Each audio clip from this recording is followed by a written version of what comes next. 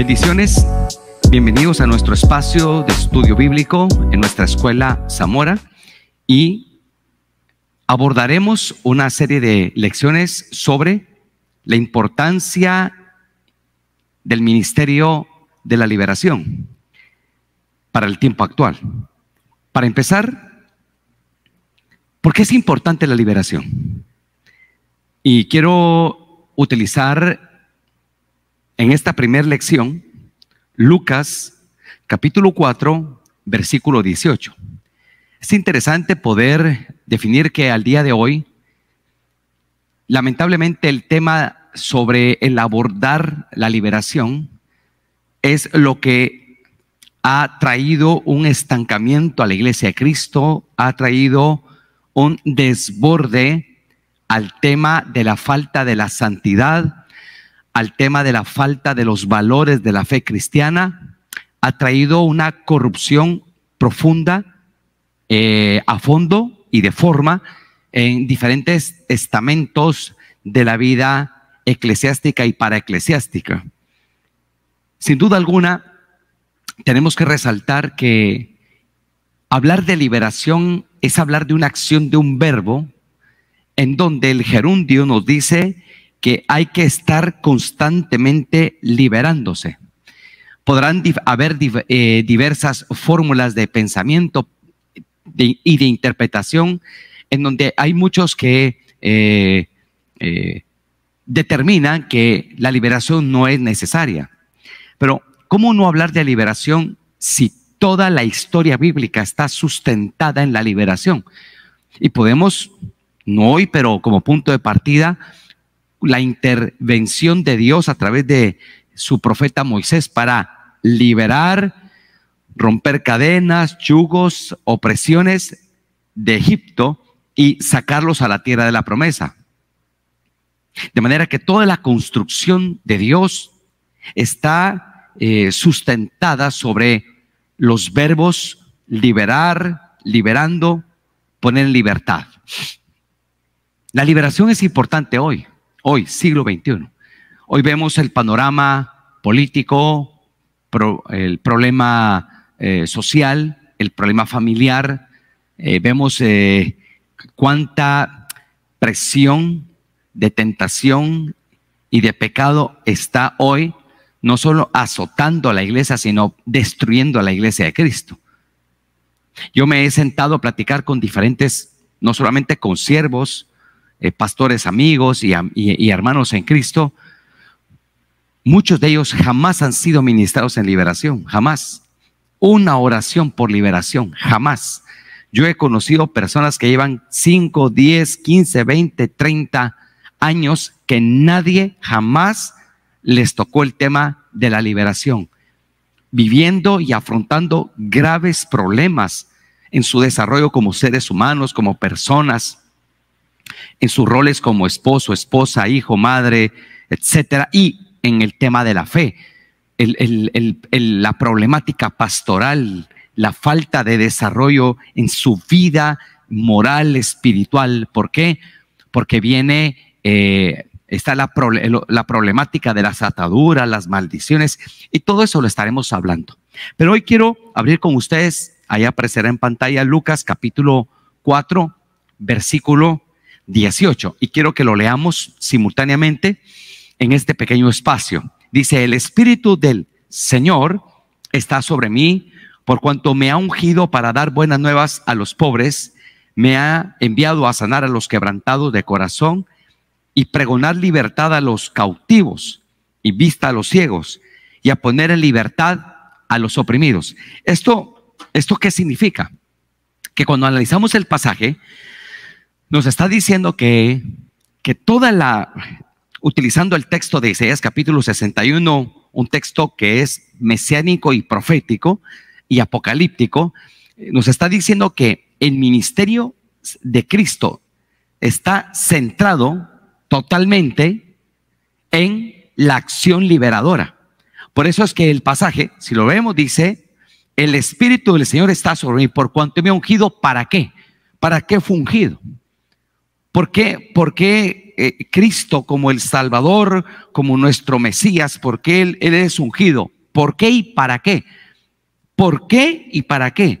Entonces, el ungimiento de Cristo, esa unción, ese Mesías, ese ungimiento, ese Cristos sobre Cristo, era para dar buenas nuevas a los pobres. O sea, el tema es que, ¿cómo es que la unción en este sentido profético, mesiánico de Isaías 61 a Lucas 4:18 está íntimamente relacionado a la acción de libertad? Por eso es de que no podemos hablar de unciones como tanto que se ha vendido. ¿Cuánto se ha hablado de la unción? Pero a nivel atrios, a nivel emociones, a nivel sensaciones, a nivel de una iglesia sensus, todo sensorial, un estado sensorial. No. La unción tiene un efecto que se materializa. La unción no debe ser simplemente un efecto porque tiemblo, caigo, salto o porque puedo brincar. No, la unción, según el texto sagrado, nos dice que Cristo, cuando fue ungido ¿para qué? Dar buenas nuevas a los pobres. 2, enviado para sanar a los quebrantados de corazón. 3, pregonar libertad a los cautivos.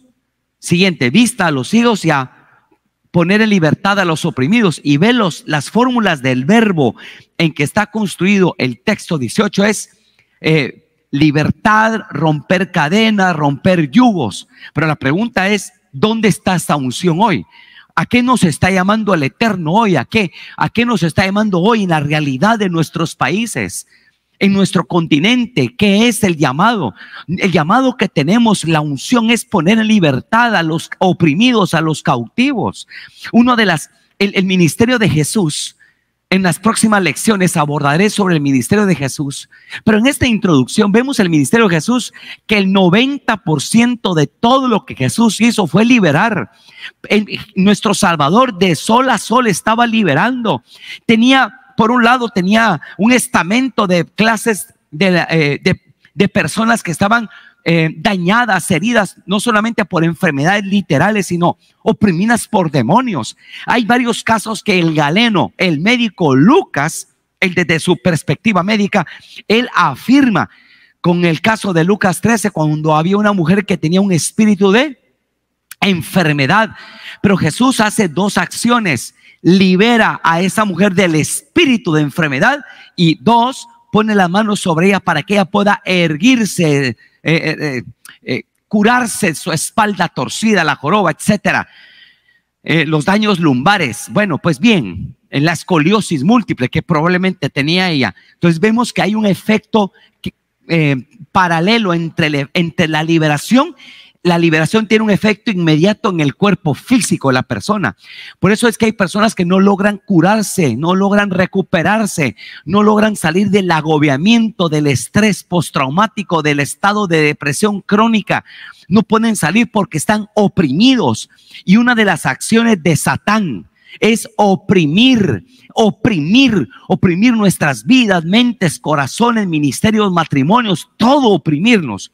Y la Biblia dice que Cristo, en casi sus 90-95% de acciones, era poner en libertad a la gente. Él tenía grupos de gente enferma, otros afectados por demonios, otros afectados por pensamientos de clases sociales, otros afectados por pensamientos de una cautividad religiosa. Y vemos a un Jesús hasta este punto que era un libertador a fondo.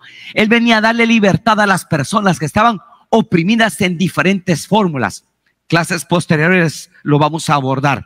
Pero para ir concluyendo, entonces, si el Espíritu del Señor está sobre Jesús, está sobre Cristo, ¿es para qué?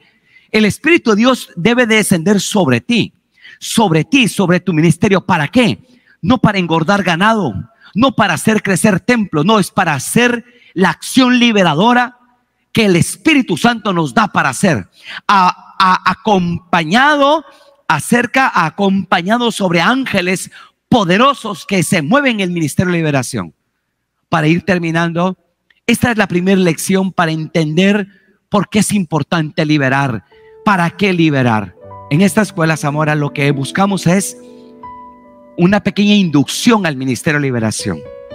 Yo te animo a que continúes con nosotros en nuestras próximas lecciones. Cada semana estaremos dando una lección sobre este tema interesantísimo sobre el Ministerio de Liberación. En este momento yo te bendigo a ti. Bendigo tu vida, tu casa, tu sacerdocio, hombre o mujer, paternidad o maternidad, que sea bendita, y que la santa unción del Santo de Israel, del Espíritu Santo, a través del texto sagrado, te imparta, te oxigene, te revitalice para desarrollar el ministerio de Jesús. No el de los hombres, el de Jesús. Ser un libertador de tu tiempo, de tu comunidad, de tu iglesia, de tu ciudad, de tu nación. Que el Espíritu del Señor sea manifestado sobre ti. Dios te bendiga.